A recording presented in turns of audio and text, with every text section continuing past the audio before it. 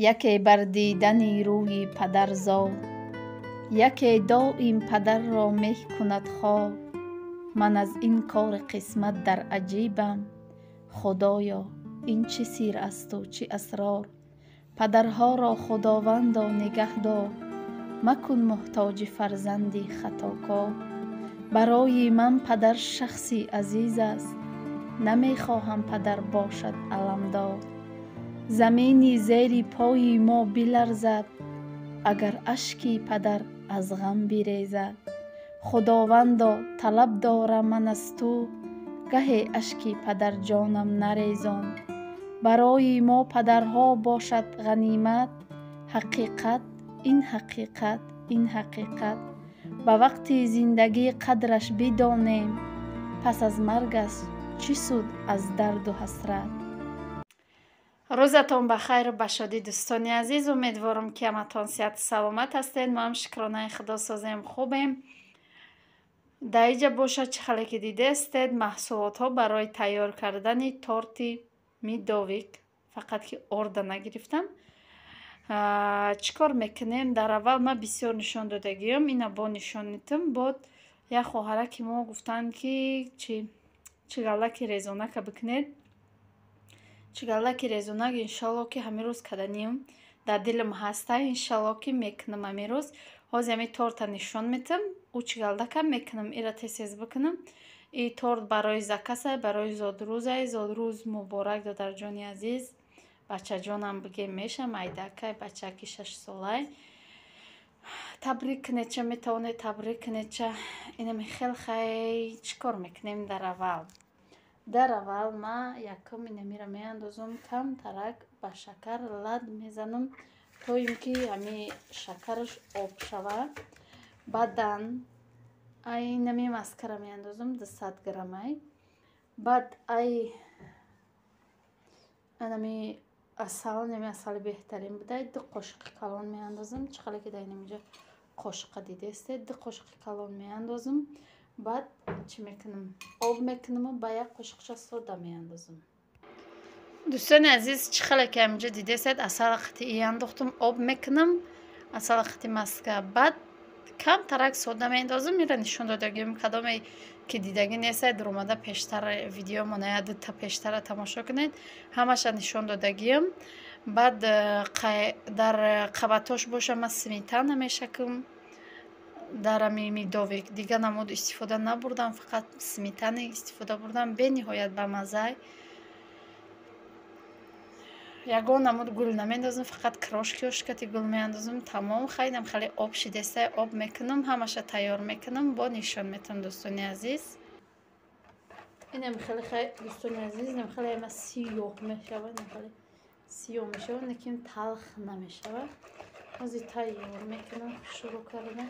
این گرمه همین ارده بیخته میاندازم، تیز تیار میکنم با تیارش نشان میتونم. دوستان عزیز مهربان چقدر که گفتم برای تیار کردن ارزوق ریزونک به ما لازمه 2 دانه تخم. من خیلی میکنم، من دیگر رو نمیدونم. 2 دانه تخم، انمیق شکر، 1 پارچه خوب خوره بسیار داره. اینه که من بسیار هم بکنم 2 دانه تخم زیاد نمیاندازم. شیرشه بسیار میاندازم و بعد روغنشه.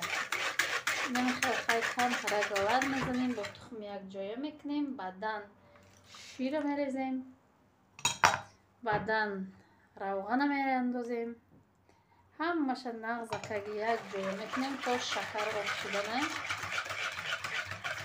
وقتی که شکر آب شد ارده میاندازیم. کم ترک از ریخلی تیلم میاندازیم برای با مزه تر شدن دم کدنش. دوستان عزیز اینم خیلی شکر که آب شد بعد ارده میاندازیم تا تیر از ریخلی تیل.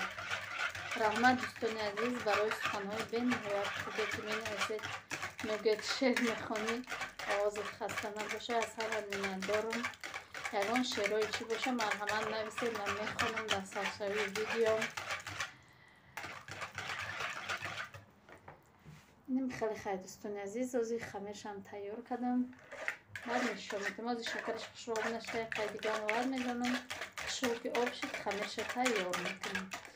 Иҷа боша коржои мо аллакай тайёр шудагиам дӯстони азиз. Инам хел коржои медовик 5 қабат кардагим тайёр шудагиам. Ирам кремша тайёр мекунем. Насиб боша нишон метам сметана қати сахарни пудра яҷоя мекунам. Тамом. Инам хеле аз дӯстони азиз тайёр шудак. Инам хеле тайёр шуд. Мемонам я 10 минут дам мегира. Тои дам гирифтана чӣ мекунам? Тои дам гирифтанша ва як кремша тайёр карда дар қабатош мешакам. Баъд ира тина карда мепазам. Дӯстони азиз, ина сметанаша тайёр кардем. Намехеле байнами чӣ кофтум, лопаткача кофтум ки чӣ нашава, оби бад нашава. Чӣ хеле ки хутон медонед ба миксер ки зади тиннак мешава бароямо. Инам хеле насиб боша оз яка мегирам, хушру қабатошта мешакам. Хай обичне аму қабатошта мешакем. Ина ба вилка ма пеша пухтан накардам. ози бад дар айни крем кардан сурух мекунем, баъд кремша мемолемша. дӯстони азизу меҳрубон, инам хеле хеле пӯшондемша. Ана крошкиёро мепартоимша. Баъд нишон метиҳем бо баъд зуволаро тиннак мекунам. Зуволаи чира чӣ мегӯям? Мо чигалдак мегӯем, ака орзуқи резонак. дӯстони азиз, ина тайёр шуд. Медови ки мо тоқа упаковкаш мекунему саҳар равон мекунемша. Ана ака шурӯъ мекунем. Орзуқаки резонак мона. Орзуқаки резонак хай тиннак мекунем. Бе орд хушрӯъ тиннак мекунемша. Тиннак карда шудам, бо нишон метавам. дӯстони азиз, инам хеле тиннакиша намеқашид. Мух пар мезанамша, баъдан мебурумша.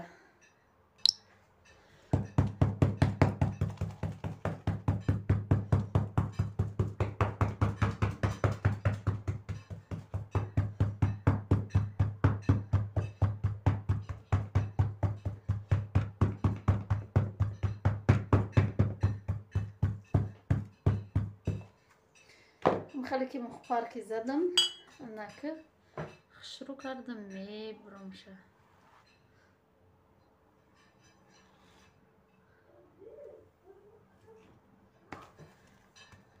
хайнам хеле бо чоркунҷа мебурем.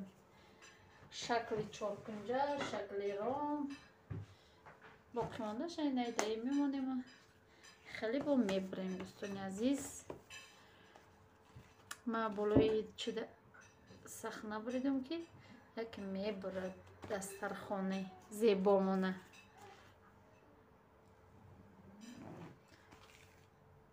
дӯстони азиз, кадомеро ки сабшесваш ҳуяй бугем, видеомона поделиться кунед, миннатдор мешавем. да имо ватсап фарқ надорад, як ҷое боша поделиться кунед, аз ҳаман миннатдор мешавем. просмотр бигира, аз шумо ба мо як чи фоида мешавад. агар ки дар тарафҳои Россия бошед, метавонед рекламаҳоша тамошо кунед. барои мо асос ҳамун рекламаро тамошо кардане ки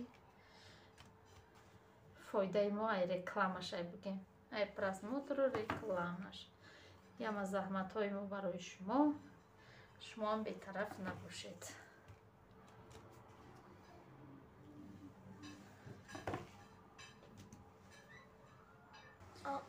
инам хеле хай ҳамаша буридам дӯстони азиз. иҷо боша камтарак бирёнка дестам. инаҷо дохтам бирёнка дестам. ира будозида ҳами равған аллакай дам мекунам. инам хеле хай оз бирён мекунам, сурхак мекунам, шабод нишон метам. хай яме обични дар равған бирён мекунаша. кадоме ки амир тарз шакадаги нестанда. дар равак мешавира, метони ки дам натияму золара бигири ва тина куни ва иса бупази. бихри резона ки хушрӯъ кӯдако қадус намедоранд. Кӯдакои мо ку хеле ба қызиқ намехӯранд. намедонам барои чӣ ба қызиқ намехӯранд. шаварам нағз мебинад, кӯдако нағз намебинанд. махмам ка бисёр хӯрда наметавонам. як дата мехӯрам тамом. хеле دوستان عزیز، نمیخواد ارزوهای رزانه که ما تیار شد حتما بکنید بخرید گفته. حاضر یک تاشم میسنجیم که چه خیلی آمدگی جوشه یا خنک شاید تاگ بگیرم. ای تاگش خنک تر بودگیست. نمیخواد بگیم رزانه که خشرا کنه.